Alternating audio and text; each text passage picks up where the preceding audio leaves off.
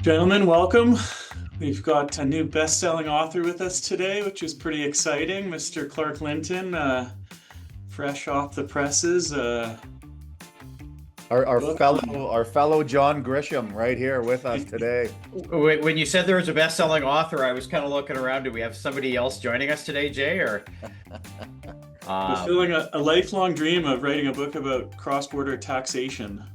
not sure if cross-border taxation and financial management was my lifelong dream, but I think writing a book was. And I'm actually, somewhat surprised. What is, I think what some people think is a narrow topic. Americans moving to Canada.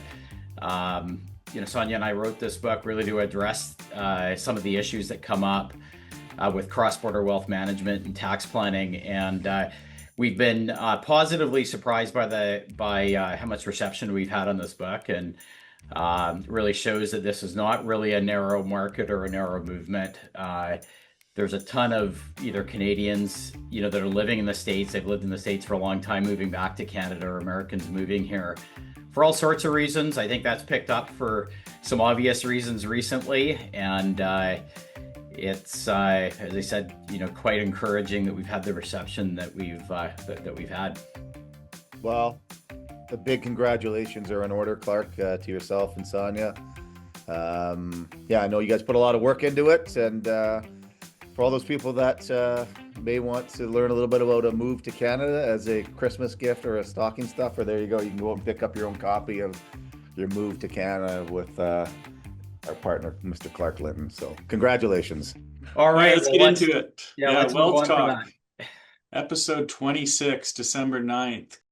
Today we're going to dig into current state of the markets, look at the Canadian economy and how it's faring, and talk a little bit about the federal budget that was announced a little over a month ago. So lots to get to, and we're also going to do a little bit of a different platform today with some slides to accompany what we're going to discuss. So hopefully a little bit of an infographic kind of discussion adds a little bit of different flavor to today's conversation. So we've certainly enjoyed some upside this year, but let's not forget what happened back in April. What do you guys make of this year in the markets?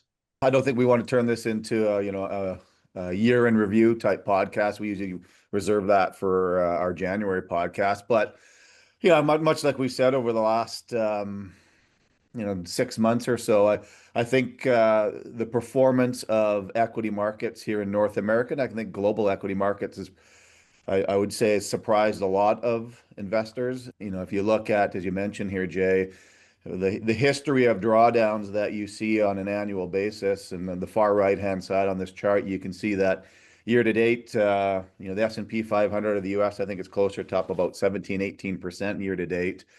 But back during Liberation Day, we had a 19% drawdown, which you can see on that red dot on the far right-hand side, which is really not uncommon when you look at the annual average drawdown of about 14% per year. We did see a correction in first, second quarter. And the first bit of volatility that we witnessed post Liberation Day was in November, when you saw a bit of a drawdown in equity markets, I think 4 or 5%. I think that rattled a bit of nervousness amongst some retail investors, but that was a quick drawdown, and buyers stepped in second, third week in November, and here we are as we wrap up 2025 with equity markets at the time of this recording essentially back at new all-time highs. So it's net. I think it's been a pretty solid year for investors, and I think you've seen that in portfolios. Yeah, well, I think it's been a good 3 years, as you can see there on the chart, and most clients can see in their portfolios over the last few years. I think you're right, Craig. There has been a little bit of nervousness, in November, and then if we look back to earlier this year, kind of as you mentioned on Liberation Day, as Trump would call it, when he announced his massive tariff plans, and the market quickly adjusted to the downside on that, and then quickly adjusted back up when realized that things were not going to be as bad as expected. If anything, that it was 19%. I see there that drawdown. I don't think that was really responding to any big negative economic news or allocations in the market. I would almost say it was a bit of a flash crash in a sense, responding in a very quick manner to a news announcement. And then when it was expected or found out that, hey, these would not be as bad as first telegraphed, the market quickly snapped back. So I would make an argument that I don't want to sound too negative here, but we haven't necessarily seen, the economic effects yet of, part of these tariffs, trade wars with certain countries, et cetera, is a lot of that's lagging. And I think that's maybe what, the market, has begun to look at a little bit. What will early next year look like? I think after 3 years of solid gains and not a meaningful downside in the market, I think we just have to still remain cognizant that, 3 years of straight upside of the market doesn't necessarily mean 4, 5, 6 straight years up in the market as well. It's very common to see periods of downside that last, 3 to 6 months as well. Well, I think my takeaway from this chart and the kind of yearly returns going back to 1980 is you look at all the downside that has been experienced, most of which have been short-lived. Almost every year there's a correction of at least 3%. This year was a pretty big correction, but it's just part and parcel with investing in the equity markets, as we know, and as we try to relay to our clients, we have to expect almost a 10% correction every about 14 months is just the way the market works. So this year was no different. We saw a pretty significant correction, but that doesn't mean we've experienced negative returns. And it thankfully was over pretty quickly this time. So positive year with an average size correction or a little bit above average size correction. So staying invested again is just the message that I think we can continue to relay to clients for the most part. And 2025 has been no different. I think, Clark, your point's well taken, though. It's been 3 strong years. Markets mean revert. We know that. And it would be very surprising to see another double-digit annual return the year ahead, however, not unprecedented. Well, and maybe even taking it even further from mean revert. How about what I think you're starting to see are the early innings of some sector rotation right now, where November was a prime example. You saw a little bit of the air come out of those high-flying tech names. And, a lot of those have seen a 30, 40, 50% drawdown from where they were trading in October. Take the likes of a name like Oracle.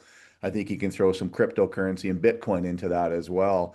So I think, again, what you're starting to see is, markets starting to appreciate some, maybe some value names as opposed to not just 100% focused on growth. And you're seeing that across a bifurcation of the specific names. Look at the performance of Google, which is one of our core holdings, our Alphabet is the actual official name, relative to maybe a name like Meta or an Oracle or a CoreWeave that have seen significant weakness.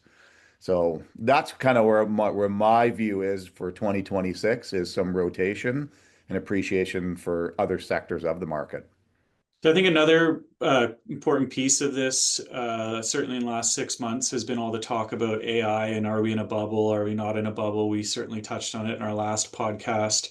But what a lot of people aren't focusing on is the continued growth of earnings that we've seen, particularly out of the US markets, where Craig, you talk a lot about how earnings are kind of what drive markets at the end of the day, and certainly over the long term. In the short term, markets are driven a lot more by news, headlines, and emotions, particularly as Clark, you pointed out back in April when we saw just this significant decline based on fear and expectations about what might or might not happen. And at the end of the year here, almost, we've seen continued earnings growth, which is really supportive of the current markets and their valuations with few exceptions. So can this last into 2026, I guess, is the big question that we're all asking ourselves. I think even, looking back at the chart here, I mean, earnings over the long run, and to your point, Jay, is that, remain invested. It's, if you look back over the last 10 years, 20 years, 50 years, there's been an upward trajectory in the economy and corporate earnings in general. And those that have remained invested benefit from this over the long run. My point going back to the last slide that you brought there, and if I look at this slide, is we all tend to have a bit of a recency bias a little bit that, earnings have, expanded significantly on the upside in the last few years. We've seen previous periods like that, and, they won't last forever. Over the long run, we'll still see that positive trajectory, but it's just normal. We go through cycles in the economy. We go through cycles with innovation and technology where it's just natural for earnings growth to slow down a little bit. And, with all the pent-up buying that we've seen of AI technology, particularly chips, I don't think that's going anywhere anytime soon, but I do think that it's reasonable to expect that the recency or the last couple of years worth of earnings growth, I just think may become challenged. I think, some of the issues as they relate to trade, we've seen other than, last month in Canada with unemployment, a lot of that is related to tariffs. It's just naturally that things can slow down or that growth can slow down. So Yeah. I think it can continue on pace over the long run, but don't take that as we should expect this upward trajectory, every month or every quarter as well.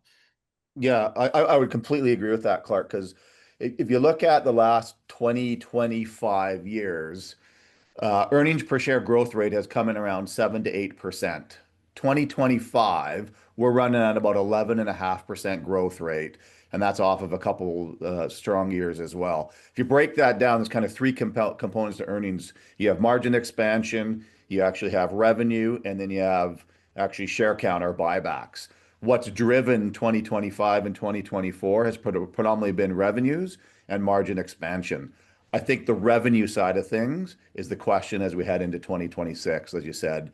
What happens in particular, the mega cap seven names, do their growth rates, which was around 20% this year, does that continue on? My guess is probably not. So I think you probably gravitate back to more of that, maybe return to the mean, Jay, as you said, of 7 to 9% growth rates as opposed to this 11 to 15 that we've experienced in the last couple of years. And that's still exceptional growth. If a Yeah. company is growing at 7 to 9% in revenue growth, I think you're mentioning, Craig. But again, if the market is pricing some of these things that the 11 to 13 will continue, if we do, on a go-forward basis, start to see that decline to 7 to 9%, valuations do have to adjust to some degree as well. Yeah. It can't just be bottom line. It just can't be driven by technology only. You need to see participation across consumer discretionary, consumer staples, financials, industrials, energy and utilities as a lag. You need to see broadening out of earnings and revenue strength. Yeah, and I mean, I could make the argument just with companies in general, with a lot of their capital expenditures over the last couple of years have been disproportionately tilted towards investment in hardware or technology like AI chips and other supporting infrastructure and hardware.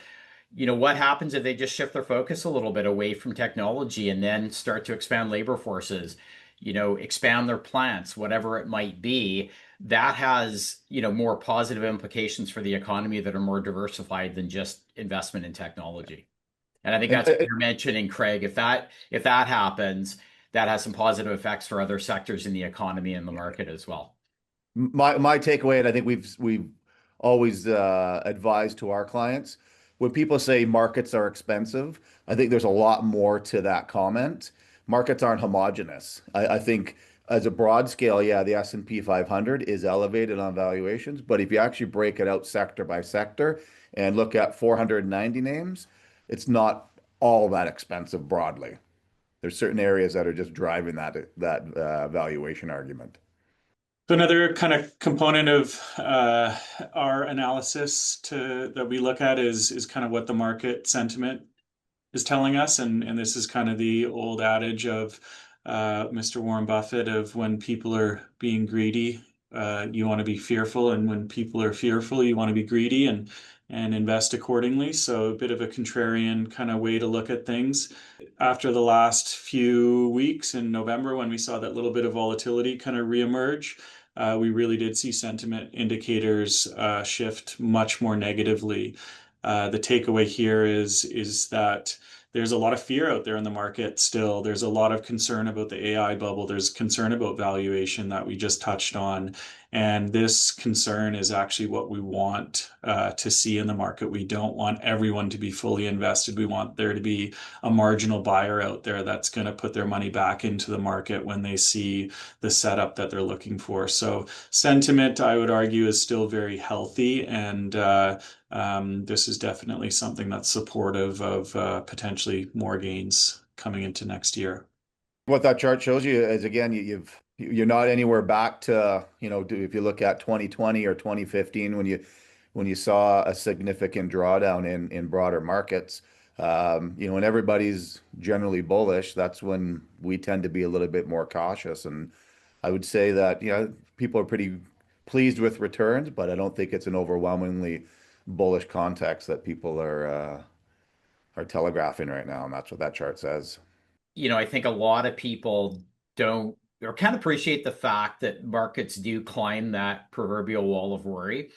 That, we get a lot of people asking us, well, or mentioning to us that, this doesn't make sense that the markets are up double digit when this is going on here and this is going on there.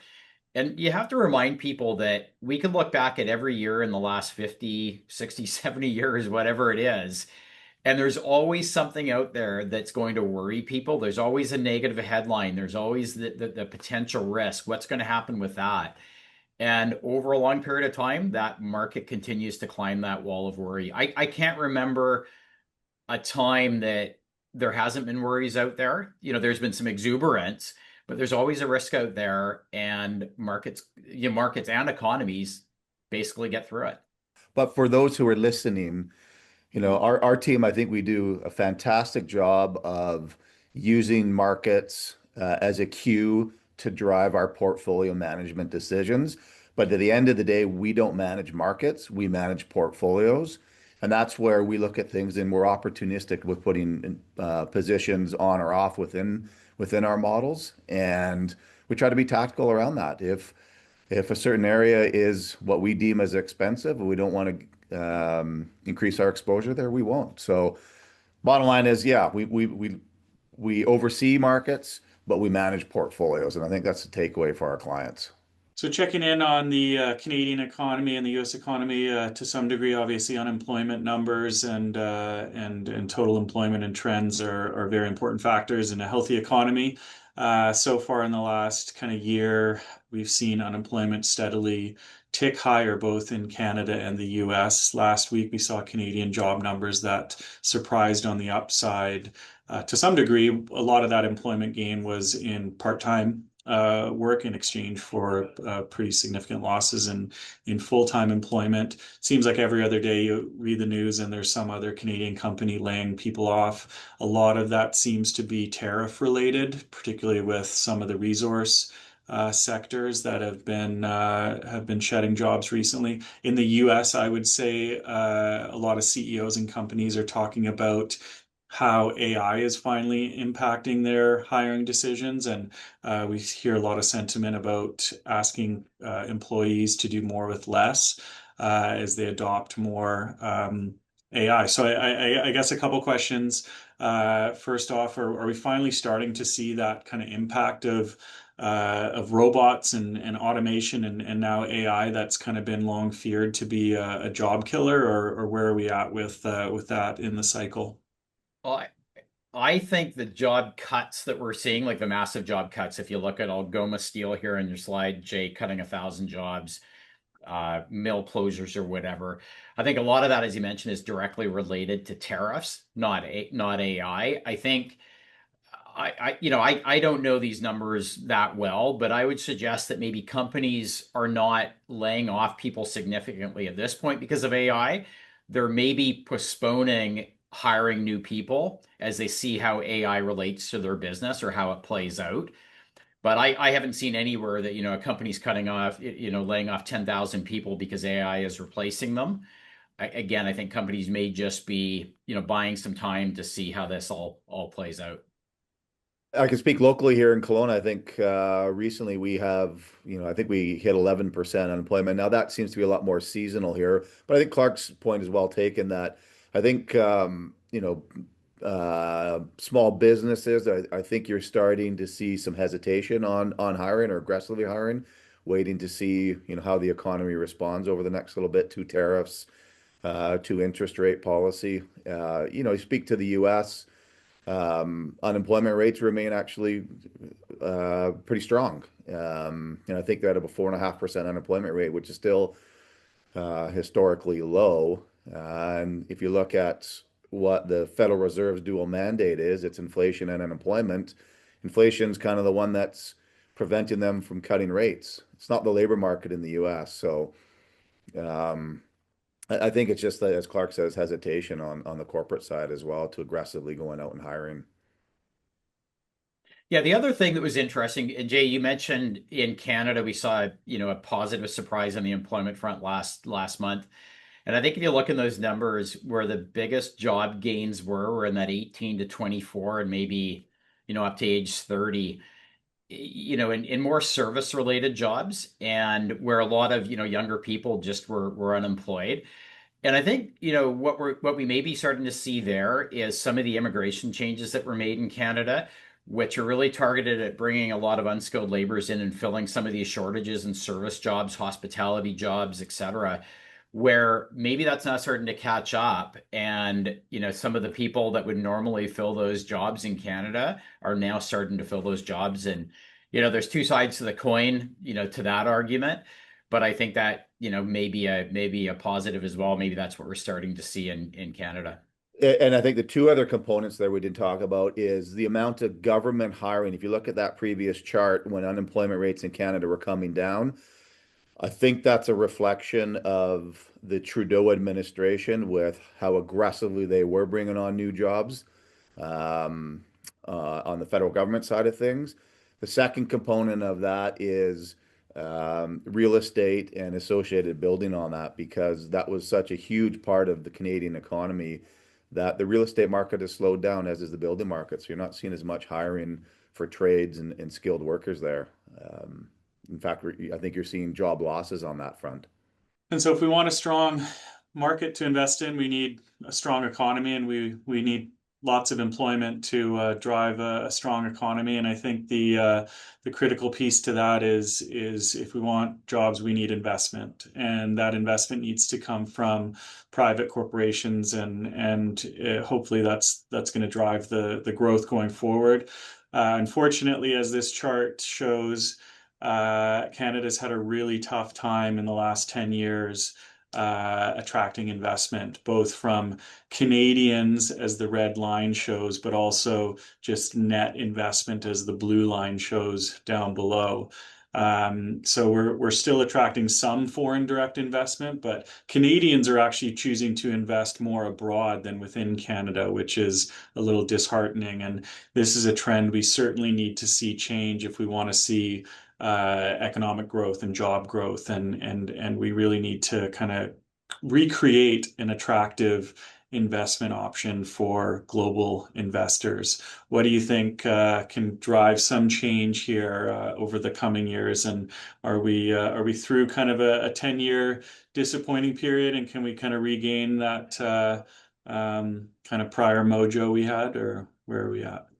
Well, I think the first comment I'd make, Jay, here, and I think this is a great graph that really represents what we've seen in the past. And, make two comments. One is that I think this probably just goes up to early 2025.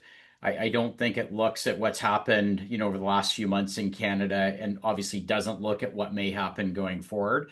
That's the first observation I'd make here. Second thing is, and I'm going to pick on Trudeau a little bit. If you look at where that significant pickup in the net, net outflows was, it really goes back to the start of his administration here in Canada. Is it coincidental? Is it, whatever? I'm not sure, but I think there's some direct correlation there. And, my hope is that with what the new government is doing, some of the focus they have is it might turn some of that the opposite direction as well.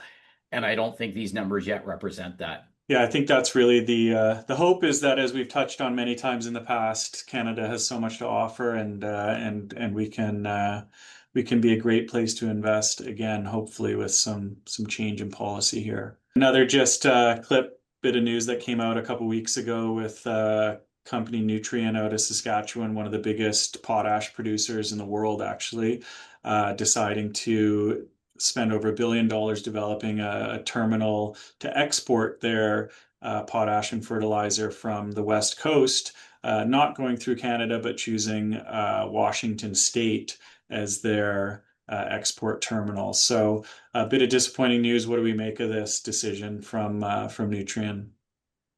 Well, I think there's two ways to look at this. One, like we were just talking about, which is, it's been, government policy in Canada forcing, capital out of the country in a sense, and a lack of capital coming into the country. And I think it's, if you were to really look at Nutrien's decision, despite them saying, hey, look, we looked at 30 different, potential areas in North America for facilities, in Canada, the United States, and they said they chose Longview, Washington, because it's got a deep sea port, excellent access to rail lines, etc.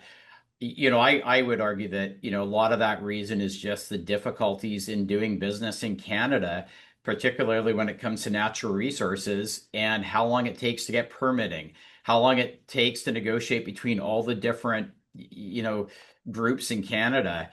Uh, those problems don't really exist to that magnitude in the States. And I think for them, this is the easier solution.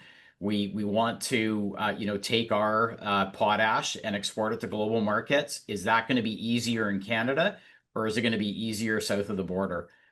I think they knew what the answer was, and their decision so far follows that. Well, as we've often talked about, capital and investment's going to move where it's most efficient, and that's still the question. And maybe you're starting to see some glimmers of hope with the new Carney administration, where he's really changed his tone to more of a productivity based economy, which is a lot different, as you said, Clark, to the Trudeau administration. But you're exactly right. We've mentioned it on so many of our podcasts. It's red tape, it's bureaucracy, it's taxation, both on the personal and corporate side. And to get to the previous chart, or to you know generate much stronger foreign investment in Canada, we need to revisit that. Maybe I'm cautiously optimistic that the tariff talk and Liberation Day and all that is forcing Canada to make some of those changes, or at least talk about it. But until those changes are implemented, I think you're going to continue to see more of this, much like you've seen in states like New York and California, where corporations and families are moving out of those states into more tax-friendly jurisdictions. I think it was great to Scott Moe, the Premier of Saskatchewan, was asked for comment on this decision, and he said BC needs to look in the mirror. So similar to your comment, Craig, we really need to figure out how to attract these types of projects to drive employment and GDP and all that stuff that we need to have a strong economy and strong markets. So not to be too sour on Canada, but also recently was announced a very, very positive development on the nuclear energy front, with the US government signing on an $80 billion deal to engage both Cameco and Brookfield to develop a fleet of nuclear reactors in the US. This has huge implications for the uranium market, which Canada is a major participant in. It has huge implications for both Brookfield and one of Cameco's subsidiaries, Westinghouse, which is a major developer of nuclear reactors. So you know what, we do resources really well here in Canada. We need to do more of it. We need to develop our energy resources as best we can, as responsibly as we can, and sell that to the world. And that's really what's going to help drive our economy and drive employment. Next topic, let's look at a little bit of a fun component of the budget, which was also recently announced. We've got debt as far as the eye can see. We've got an $80 billion deficit being run this year, with projections for significantly more debt to be accumulated over the next 3 years in almost every scenario, none of which I think are really accounting for a recession, because economists just don't predict recessions ever. And so you have to kind of wonder what these numbers will look like if we do run into a more significant economic hiccup. But unfortunately, this budget is not balancing itself, and Canadians are going to be saddled with debt for many years to come. And any comments on the kind of first blush glance of what was announced last month? My first question when I look at this chart is I would like to know what the Department of Finance's view of an upside scenario looks like relative to a downside scenario. Is that a reflection of them being more fiscally responsible on the upside, or spending more than it was anticipated in the budget? Given history, my gut says that it's probably somewhere closer to the budget or the downside scenario, but that would be my first question when I look at this chart, Jay. Yeah, I would just make a comment or I guess a question, which is, the skeptic in me is, geez, if we cannot run a surplus in an environment that has been quite positive, I mean, what happens when we get into a recession? When will we ever be able to run a surplus? And I think, a lot of this is mismanagement. A lot of this is simply the government feeling the need to step in every time something goes wrong. Whether it was tariffs recently, printing money, all sorts of programs. I mean, I could argue some of that's needed, but you look back to inflation. Okay, so we had inflation. Let's print some money and give it to people as a supplement because costs are higher. Go back to COVID. I mean, you can go back and back is, government wants to get in the way of every issue that comes up there. And at what point do we have to, make tougher decisions? And it just we haven't been willing to make them. And I just can't see an environment where this gets better. I mean, what I would say, and I'll go off on a little bit of a tangent here, if we go back to what we were talking about before, Jay, and you mentioned the potential that Canada has with its natural resources. And the tangent I'll go off on is, look at a country like Norway, and there's positive, there's pros and cons there. I mean, they lean quite far to the left from a social perspective, but you've got a country there that has really looked at the wealth that they have as a country in the ground, and they've had national policy that's been united. They've balanced it well on the environmental side. They've made a decision with state ownership of those assets per se to invest in future generations as opposed to just giving it all away every year. And it's compare that to Canada, and there's a big difference. And I think we could learn a lot from what Norway, just as an example, did. And that's how they tackled their deficits in the past. And they're now sitting on a 1.7 to 1.8 trillion sovereign wealth fund, the biggest sovereign wealth fund in the world, simply by having better policy on the natural resource side. And in Canada here, we have different policy depending on what party is in power in Canada or in every province. We have provincial mandates on the ownership of natural resources opposed to a coordinated federal policy. And I think the only way out of that is to really see where the wealth in Canada is, and it's in the ground. Sorry, I'll back from my tangent, but curious on your thoughts on that.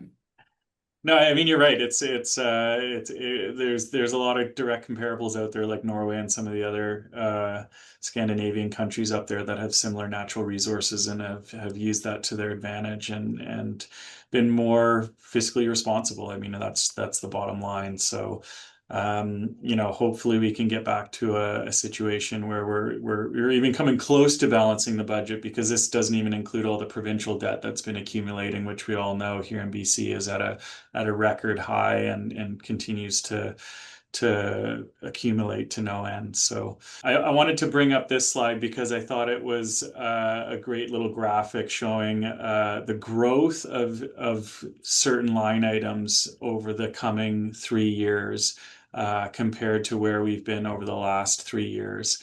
And what couple of the big animals that really pop out here are the elephant, which is the elephant in the room, old age security, growing by $28 billion over that 6-year period.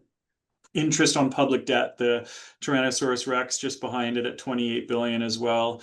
Some big line items. Obviously, interest is going to be associated with what the prevailing interest rates are, with higher interest rate environment now than we've been in. That's going to be a factor. The accumulation of more debt and running more deficits, that interest factor is going to continue to be something that constrains our flexibility as a country. But with old age security becoming a bigger and bigger portion of the budget, before we dive into that a little bit, could one of you explain what old age security is and maybe compare and contrast it to the Canadian pension plan, which many of our clients are beneficiaries of?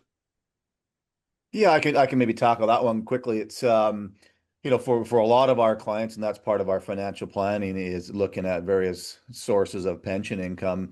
It's kind of the two more common ones here in Canada are Canadian Pension Plan, which is based off of contributions while employed, self-employed, or as an employee. Whereas old age security is based off of residency, and it really is based off of residency post age 18. Um, OAS is funded through our tax dollars, where again, CPP is based off of contributions. So, for most of our clients, know you're eligible for old age security at age 65, and that is income tested. In other words, that is susceptible to OAS clawbacks when your income exceeds, as an individual, a net amount of about $94,000 per year.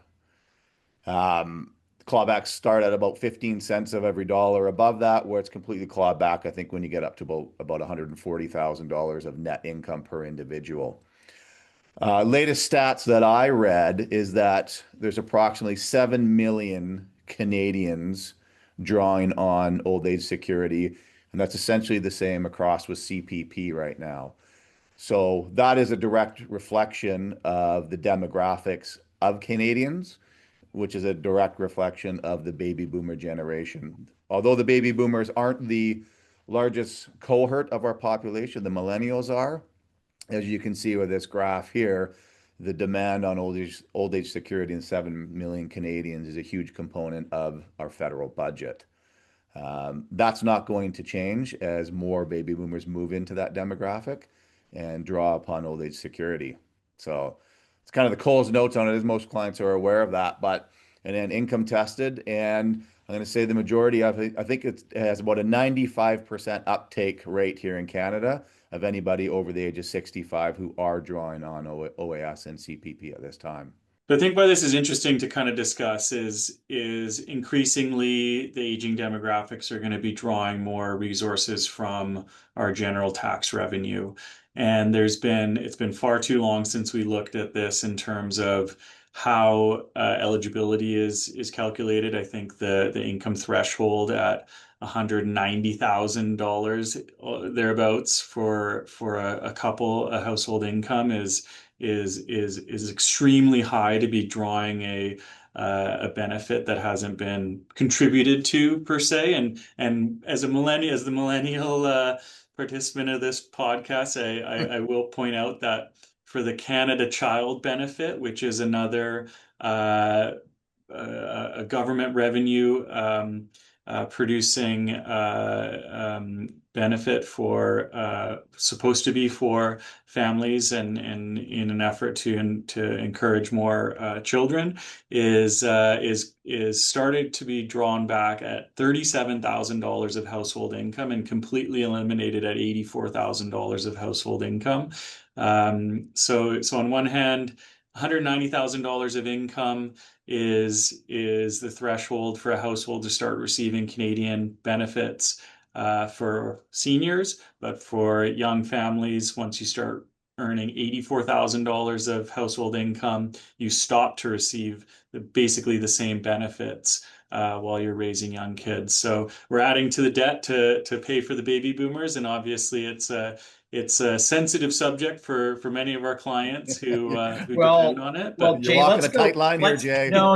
Let's go head to head here, Jay. As the millennial in the room, and I've got to admit, with my latest birthday, I'm less than a decade away from entitlement for old age security and CPP, by the way.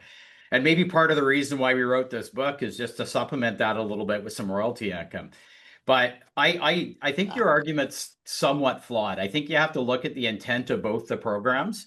So old age security was never intended to be kind of an anti-poverty tool. It was really intended to be a universal pension that had broad entitlement. So I don't think comparing that to the Canadian Child Benefit, and it wasn't intended to simulate employment growth. The intention of the Canada Child Benefit was essentially an anti-poverty tool to eliminate or help reduce poverty in the lowest income families in Canada. And I think that's exactly what it's doing with those clawback levels, is exactly that. So they're two totally entirely different programs with entirely different objectives. And again, one is a universal pension that has nothing to do with poverty. The other is not intended to be universal with a direct objective of eliminating or reducing childhood poverty. And there's some benefits to both. I think the second thing is if you look at old age security, it's an entitlement that people had planned for. I mean, it's been in place for decades. And it's very, very difficult to take something away from people that no longer have the ability to make up for that with another source of income. That's the same argument that there is with Social Security in the States. How do you reduce it, or how do you take it away from people that have incorporated that into their planning?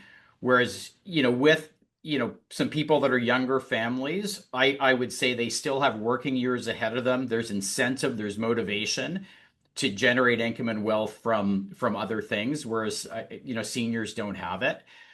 I think the third thing, and this is maybe a large part of the reason as well, is political. Baby boomers are a large cohort of the population. As Craig said, baby boomers are maybe larger, but also seniors show up to the polls a lot more in greater numbers than younger people do as well. Taking something away from people that are the electorate, that's a tough thing to do.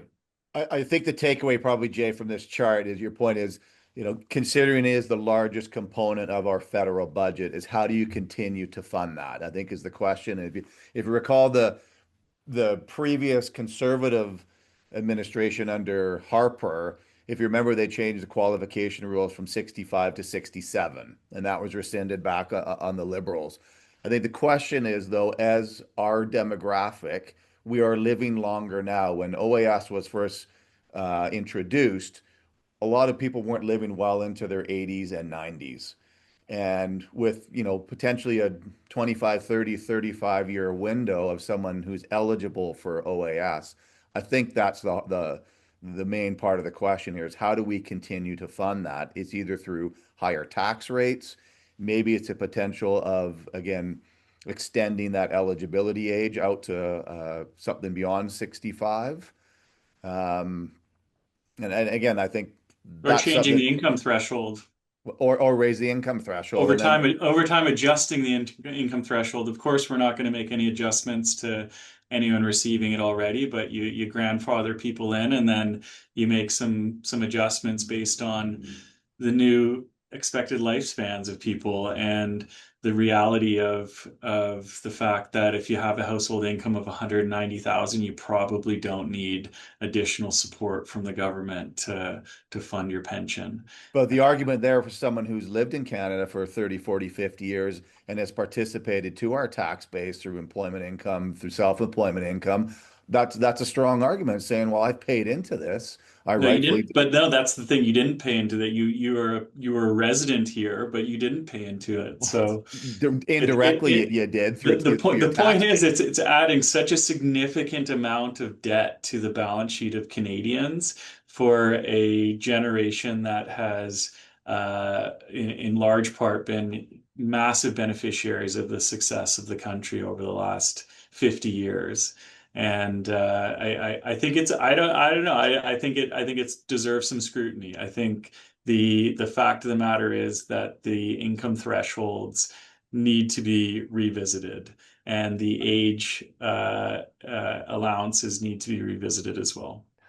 Yeah, again, back to my argument, I think that it's tough to take something away from people that are, currently receiving it, that will be soon to receive it. I think, Jay as the millennial in the room, I think maybe your argument's based on the fear that you may not get it down the road. Well, there won't be anything left to get if we keep spending at this rate. So Yeah, so but a little bit of a bias in the room, I think, on both sides. But to be honest, I don't think I'll ever receive it because of the income thresholds, and so be it. But I think there's a lot of people out there that fall into those income ranges. Whether it's you're looking at kind of a household income between two seniors of whatever that number is, right? 180 grand, but it's 90 grand for a person in retirement seems like a lot, but I don't know. There's a lot of people in that area that can definitely use it.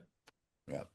I think a family that's living on $50,000 of household income should be supported a little more, is my point. And we'll close with this final graph, which just shows that all of the wealth in the North America, anyways, it continues to accrue to the senior cohort of the population, the baby boomers that hold the majority of the assets in an accelerating rate. So that's my final closing salvo. And any final comments from the two of you on that one? I would say that we're a couple weeks left for 2025. Hope everybody's enjoyed our podcast. I think this is, what is this, our third official calendar year of doing these? What, I don't know, Jay, you keep count how many Yeah. episodes we've done now. And again, we always welcome feedback. We hopefully bring, some riveting conversation to the table when we do these from ourselves here, because I think this is our last podcast of 2025. Thank you to all of our clients. It's been, again, a pretty good year, as mentioned at the onset of this podcast. We thank you for your trust and confidence. I can say that. I'm looking forward to what 2026 brings. And from all of us up here in the Kelowna office, happy holidays to everyone. And I will say it, Merry Christmas to those as well. And thanks to you two for continuing to challenge myself and make these podcasts something that I look forward to every month. Happy holidays, everybody. Happy holidays.